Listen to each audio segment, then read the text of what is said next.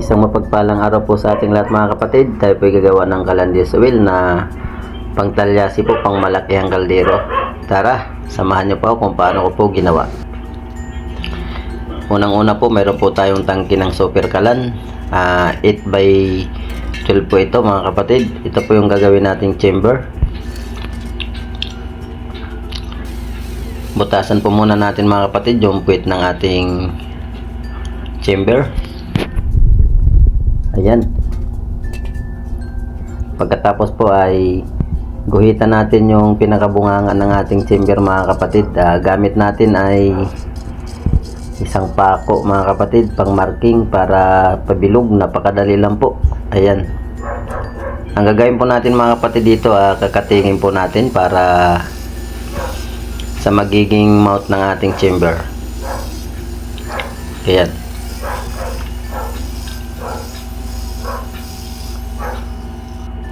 Ngayon lang po kapatid makadali ikatin yung ating chamber. Gumamit po tayo ng maliit na cutting disc. Ayan po, nabutas ko na po. Linisin po muna natin mga kapatid yung mga pintura niya para kulinis po yung ating chamber. Ayan. Tanggalin natin yung talas ng bunganga ng ating chamber mga kapatid. Pagkatapos po mag-cutting po tayo ng angle bar. Gagawin po natin ang frame ng ating kalan. Ayan, bali po yung lapad po ng ating frame ay 15 inches. Ayan, malapad po mga kapatid, square. 15 by 15 ito mga kapatid. Pang malaki ang kaldero po yung gagawin nating frame. Ayan.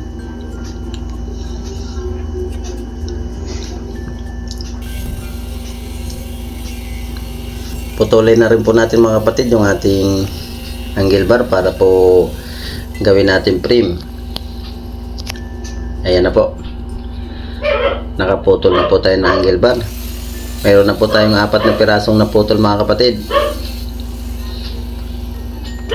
Ito naman po ay magiging paa ng ating kalan. Gawin natin paa mga kapatid, 4 na piraso din po. Iskwalahan po natin mga kapatid para kwadrado po yung ating frame. Huwag natin basta-basta hindi eskwalahan para maganda yung pagkakaiskwala. Ayan po. Ispat po muna natin para pwede natin galawin yung ating frame in case na tabingi po yung ating frame. Ayan po.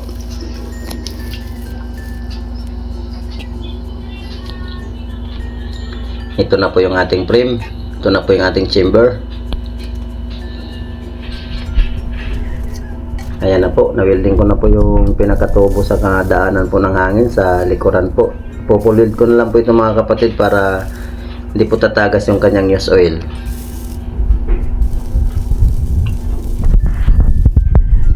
Ayan, gandaan po natin pagkakapulid mga kapatid para sure hindi sa tatagas. Ayan po. Sunod naman po natin butasan yung drain ng ating chamber. Ang kagandahan nito mga kapatid, meron tayong drain. Binutasan ko po para pag hinugasan po natin, natatanggalin na po natin yung kanyang plug. Ayan po.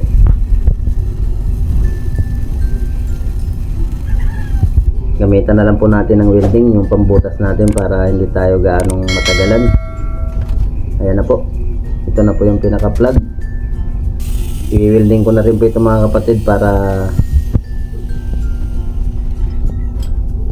tanggalin natin. Ito naman po yung pinakapaan ng ating frame, flat bar po mga kapatid. Ayan, tayo po ang bahala kung paano tayo mag-design ng ating paa. Ayan, ginuhitan ko po yung kanyang paa. Sinabay-sabay ko pong putulin para pantay lahat. Ayan po. Ito na po yung ating pinakapatungan ng ating kaldero, kaya kawali po. Lagyan po natin ng design para hindi basta-basta madulas mga kapatid. Ayan po. Guhitan po natin mga kapatid para hindi madulas yung ating kaldero, kaya kawali. Ito na po. Lagyan ko na ng design. Yan natin kailangan bumili sa labas ng kalan plate mga kapatid. Gumawa na lang tayo ng flat bar, mas matibay pa po. Ayan, i-full po natin bawat isa. Ayan. Ito na po. Na-welding ko na po yung 4 na patungan. Ipo-full na rin po natin mga kapatid para matibay na matibay at hindi basta-basta mapiglas o kaya mabaluktot yung ating patungan. Ayan. Ito na po.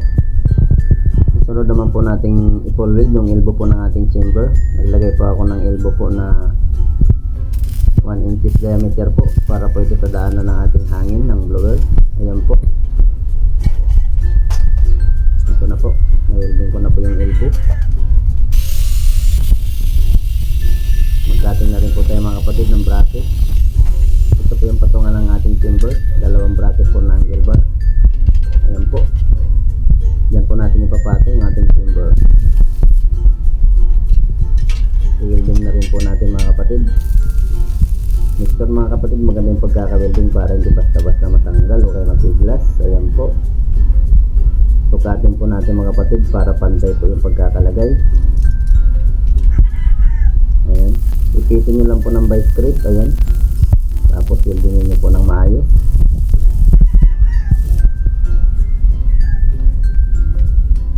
Bukasin na rin natin mga kapatid yung daluyan po ng news oil mga kapatid. Gumamit tayo ng 3/8 na velvet. Ayan po, ito po yung magiging daluyan ng news oil natin. Ayan, set up ko na po mga kapatid yung ating chamber sa frame. Ayan po, welding natin ng maayos para hindi basta-basta matanggal o kaya mabaluktot yung ating chamber na bracket. Ayan po, ito na po. Sunod naman po natin mga kapatid gagawin yung tangki po ng ating kalan. Gumamit po tayo ng tangke ng Freon mga kapatid. Malaking tangke po ito para matagal po maubos yung kanyang news oil. Ayan po. Pinutol ko po yung pinakabarbula ng ating tangke. Dito po natin ilalagay yung ating elbow. Ang daluyan po ng ating langis. Ayan po. Gumamit po tayo ng elbow. May barbula po. Ayan. Gandaan po natin pagkaka-welding para hindi po basta-basta tumagas yung news oil mga kapatid. Ayan po. Yung butas naman na ito mga kapatid, ito po yung pinaka-embudo ng ating news oil mga kapatid. Lagyan po natin ng coupling. Ito na po yung butas ng ating tangke ng kalan. Lagyan po natin ng coupling. 3/4 po yung ginamit yung coupling para sa paglagyan po ng ating news oil mga kapatid. Ayan po. Gandaan po natin pagkaka-welding para hindi basta-basta tumagas yung ating news oil. Ayan po. Na-welding ko na po. Ito na po yung ating kalan. Ngayon naman po maglagay po tayo ng bracket ng ating tangke. Ayan, 2 bracket po na angle bar. Nasa inyo po kung gaano kahaba yung gusto nyo gawing bracket. Malayo o malapit po. Ito na po. Na-welding ko na yung 2 bracket. Sunod naman natin i-welding yung pinaka-bracket ng ating tangke mga kapatid. Meron po tayong angle bar. Ayan. Maglagay na rin po tayo mga kapatid ng sabitan ng ating wire ng blower mga kapatid. Ito po yung sabitan ng ating wire. Ito na po yung ating kalan. Lagyan na po natin ito ng tubo. Gumamit pa ako ng 1 1/4 mga kapatid na tubo. Malaking tubo po ito dahil malaking blower po yung ilalagay natin sa pangmalaki ang kaldero na kalan. Ayan. Pumutol tayo ng tubo mga kapatid. Ito na po yung tubo na pinutol ko. Iwaan po natin dahil maliit po yung elbow ng ating chamber.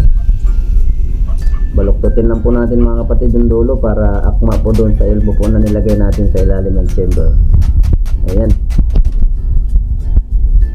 Ito na po, nabaluktot ko na po yung pinakadulo. Ayan po, sakto lang po.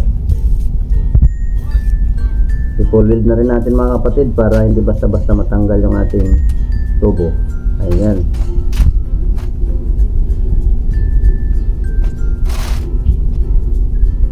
Ito na po. Ito na po yung blower natin mga kapatid. Malaking blower yung ginamit ko para maganda po yung apoy ng ating talyasi, pang malaki ang kaldero mga kapatid. Ayan na po. Isunod naman po natin yung flat bar na 4. Ilagay po natin sa paa ng ating kalan para hindi basta-basta malibing po in case po na sa mga buhangin po tayo nagluluto. Ayan, para may lalapat po sa buhangin o kaya sa putik po. Ito na po. 4 na piraso po nilagay ko po sa paa ng ating kalan. Flat bar po ang ginamit ko. Ngayon po magbutas na po tayo ng burner nozzle ng ating kalan mga kapatid. Ayan. Gumamit tayo ng 1 inches diameter na tubo. Ito na po yung mga sukat po ng ating kalan. Sundan nyo lang po ito mga kapatid. Yung sukat ng ating burner nozzle. Ayan, ito po yung ginamit kong mga sukat. Yung mga gamit na drill bit. Ito na po. Hindi ko na po pinakita sa inyo kung paano ko sinindihan. Ito na po yung apoy ng ating kalan. Ayan, kulay blue po mga kapatid. Ayan, hindi po ito basta-basta nakakaitim ng kaldero dahil kulay blue po yung ating apoy. Ayan po. Tinisting ko muna mga kapatid bago ko po pinturahan dahil para hindi po sayang yung ating pintura. Ayan po. Kailangan matesting po muna natin yung ating kalan para sure tayo mga kapatid na hindi na tayo babalik sa pagtesting. Ayan po. Pwede rin po kahoy mga kapatid. Ayan, ginatungan ko po ng kahoy. Pwede po natin gamitin sa kahoy ito mga kapatid, yung kalan na ito. Kaya napakatipid po natin sa kalan na ito. Ayan po. Pag wala tayong news oil, pwede natin lagyan ng kahoy mga kapatid. Ayan o. Baon ng nyug, dahon ng kahoy. Marami po tayong panggatong dito sa kalan na ito. Ayan. Ito po yung nilagay kong kahoy. Ayan po. Ito na po yung barbula ng ating kalan. Stainless po yung ginamit yung barbula mga kapatid. Ayan. Ayan po mga kapatid. Kumulo na po yung pinapakulo nating tubig. Ayan, kahoy po yung ginamit natin. Ito na po. Salin na natin yung tubig para hindi masayang. Napakatipid po natin sa panggatong ng kalan na ito mga kapatid dahil use oil at saka kahoy po pwede natin gamitin dito. Kahit anong ilagay natin basta pwedeng panggatong, papel, baon ng nyug o kaya dahon po ng kahoy pwede rin po. Ayan na po.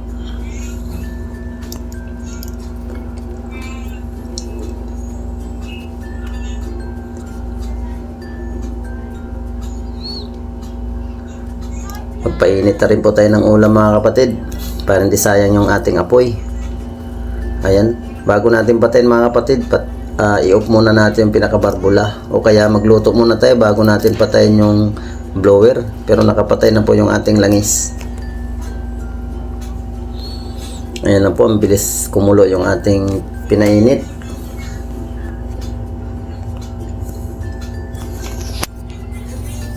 Ayan, napakaganda ng apoy mga kapatid yung kala natin. Pang malaki ang kaldero po ito mga kapatid. Ayan. Shout out nga pala dyan sa mga baguhang nanonood. Sana po nakatulong po sa inyo po ang tutorial na ito. Ayan, shout out din po sa mga datihan, sa mga kaibigan ko dyan na nagsusuporta.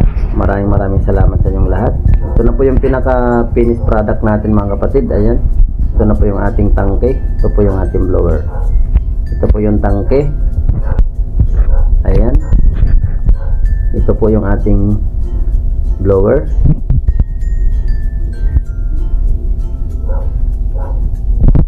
Ito po yung speed controller mga kapatid. Ayan, pwede mong hinaan, pwede mong lakasan. Ayan po, ito po yung speed controller. Ito po yung blower natin. I-testing po muna natin para malaman natin kung iikot po. Ayan po, pwede po nating hinaan yung ating speed controller. Ayan, Ayan, patay na yung ating blower. Ito po yung ating chamber. Ito po yung ating chamber, malaki po. 8 inches po diameter. Yung height na ay 12 inches. Ayan po. Ito po yung ating kalan chamber. Ito na po yung pinaka blower natin. Malaki po yung ginamit natin blower. Ayan po. Ito po yung luglug natin. Pag humina po yung apoy, pwede po nating bulabugin ito. Ayan. Ayan po. Ito na po yung pinaka burner. Ito po yung luglug natin sa ilalim. Isa po itong alambre. Ayan po. Bulabugin lang natin in case na humina yung apoy natin. Para matanggal po yung mga dumi-dumi. Lalong lalakas po yung apoy. Ito po yung oil bulb natin mga kapatid. Heavy duty po yung ating oil bulb. Ayan. Hindi basta-basta malusaw mga kapatid. Ito po yung pinakadaluyan ng ating langis patungo po sa chamber. Tuluan po.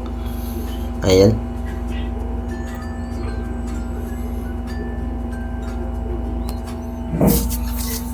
Yan, sarap bukas. Ayan, pwede mong hinaan, pwede mong lakasan. Ayan, bago mo patayin yung blower, kailan isarado mo muna yung kanyang barbula. Ayan po.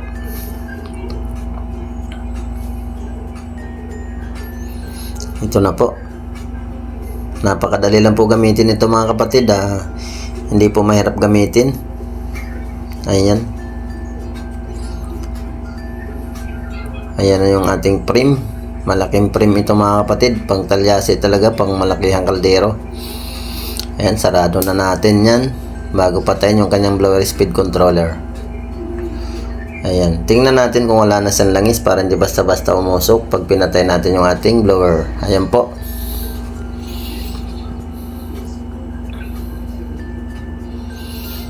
Ayan.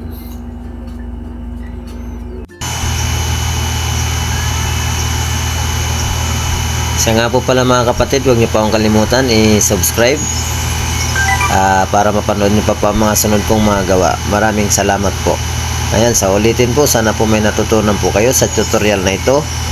Sana po wag po kayo magsawa. Maraming salamat po. God bless, God bless, God bless.